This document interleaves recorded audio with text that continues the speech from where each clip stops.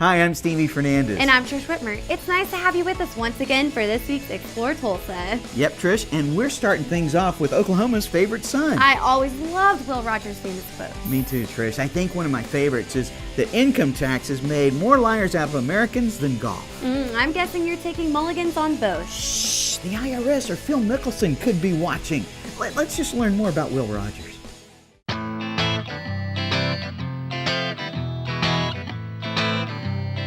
Will Rogers was so unique in the respect that his persona, his personality was genuine, he was sincere, and that was what Will had. There was no pretenses about Will. Anytime Will came home, he went to Chelsea. When he came back in this turf, he wanted to see his sisters, he wanted to see, his friends, the cowboys, the rodeos, and people loved Will because they believed in him and they trusted him. He was the real deal. You know, when Will was killed in 1935, it was at a time when America could hardly afford to lose such a national hero as he was. And Franklin Delano Roosevelt, everybody wanted to see something happen, but they didn't want the appropriations to come through Congress or federal funding. And so our own state, the 16th legislature, appropriated $200,000 to build a memorial to Will. What's significant about that, or I think is that it was built on the land that Will owned. He owned these 20 acres that this memorial sits on, and he purchased it in 1911 for the sole purpose of coming back to build his home here, because he claimed Claremore as his hometown, although you and I both know he was born 12 miles north of here in that little town called Oologah.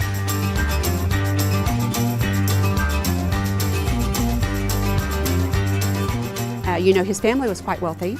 Will was not a little poor boy. He was born into a family that had pretty good wealth accumulated, and so his father was very ambitious, worked very, very hard. It's amassed over 60,000 acres of land.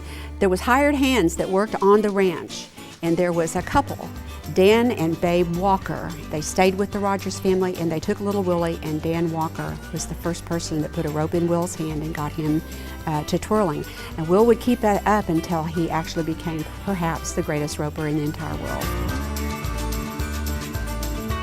He left Indian Territory in 1902, and he would go to Argentina. And so as a young man, he decided I need to see more of the world, and so he went to Africa, South Africa, on a freighter, and there he would meet a gentleman by the name of Texas Jack, who had a Wild West show that was going on at the time. He joined the Wild West show there, and it would be Texas Jack that would get Will interested in show business. Will was found out he could do things, he could get paid for twirling his rope, riding his horse, and he was making money. It was better than being out there with the cowboys riding and roping and spending the night in the stars. It was a lot easier work, and so that's how he got involved. Texas Jack actually gave him his start, called him the Cherokee Kid.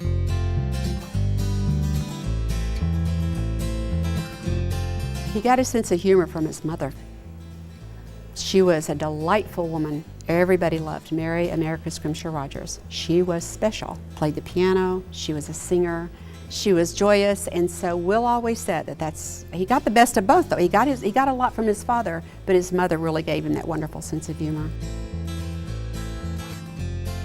Bought a little horse, named it Teddy after Theodore Roosevelt, got one of his good friends to ride it across the stage. Will would rope it. That began his vaudeville, that was his act.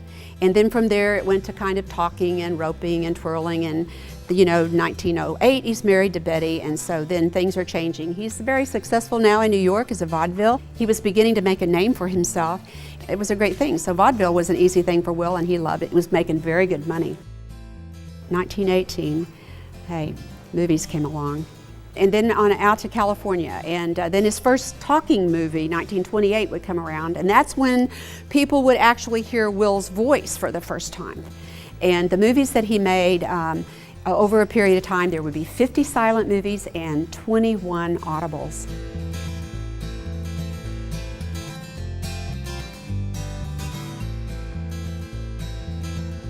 I mean, Will was one who traveled very, very light. Was not a trip that his wife wanted him to take, and when he was invited by Wiley to fund this expedition, Will jumped on board and he was ready to go. I mean, he was ready. He was really going up to Alaska to interview an old Alaskan that lived there, Charlie Brower. He wanted to get a story from him. That was really one of the reasons that he said he wanted to make the trip. When they crashed, the accident was witnessed by some Eskimos. They had been lost in the fog for literally hours and set down on this small lagoon. Will would come out on the wing and say, you know, how far to Barrow? We're lost. And so they pointed 15 miles that direction, took off. While he took off steep, the plane did a nosedive and crashed.